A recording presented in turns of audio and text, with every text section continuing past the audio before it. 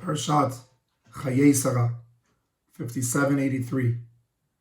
Yehi Ratzon, the limud, should be l'refuat kol hacholim ubetocham Tani Batoda Margalit, Yosef Yair ben Aviv Chava, Harav Sivan ben Sima, Betorko Shal Cholei Israel.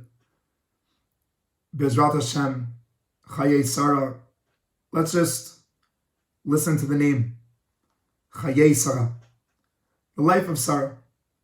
And as much as we focus on Avram Avinu, we speak so much about Yitzchak and Yaakov, we have a parsha that's saying to us, let's understand the life of Sarah. And to understand Chayei Sarah, there's obviously the opening pasuk of the parsha that has a lot of secrets going on within it. V'yu shnei Chayei Sarah 100 shana, ו20 shana, ו7 shanim, shnei Chayei Sarah. So when we read this pasuk, there's no question that there is what's called a milah mancha. A milah mancha is a guiding word. A guiding word is a word that stands out and it's yelling. That it's just so strong that like you cannot stay away from it, right? It's like a beaming light. And obviously the beaming light of what's going on in this pasuk is the word shana, right? And the word shana is going to help us realize that the way that we describe Sarah's death is actually a way to understand her life. And the way that we describe her death is focusing on this word of shana. And the word shana is an interesting word because it's a word that comes from the concept of shinui, transformation. And so when we look in Rashi, we'll understand this better. Rashi says, why does it not say that she was 127?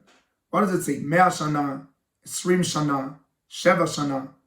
So it explains Rashi that when she was 100, she was like 20 for sin. That when you're 20, it's as if you never sinned, and then you start to sin. So in the years between 20 and 100, Sarah never sinned.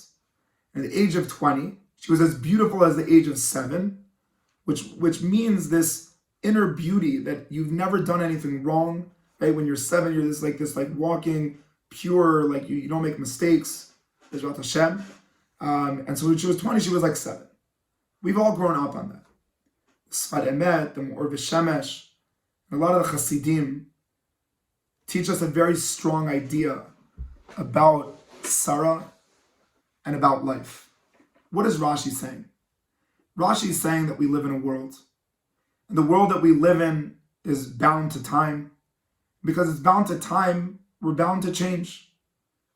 And we're affected by time. That when we're a certain age, we act a certain way because of the age that we are. So when we're 6 years old, we play with Lego and with dolls, because that's the age.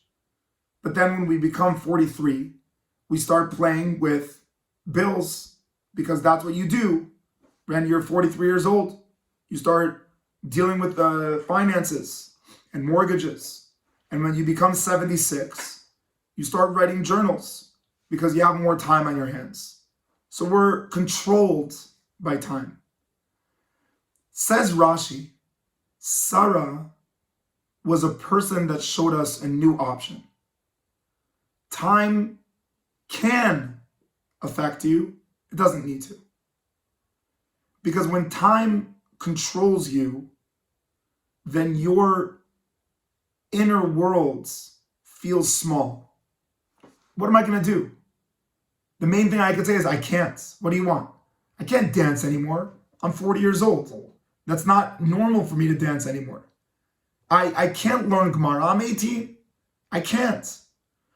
And that's when we really say on a deeper level, time controls us.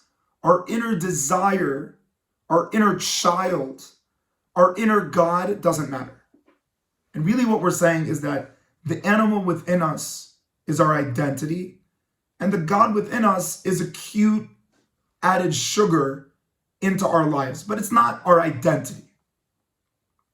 Sarah says, I'm sorry to tell you, but you have to make a decision in life. Is time controlling you? Or is your relationship with Hashem, your identity. And so she says, listen, you could be 100, but be 20. You could be 20, but be 7. You could be 90 years old, and everyone marked you off. You will never have children. But if you're in a relationship with Hashem, the word impossible is not in your lexicon. The word can't is not an option.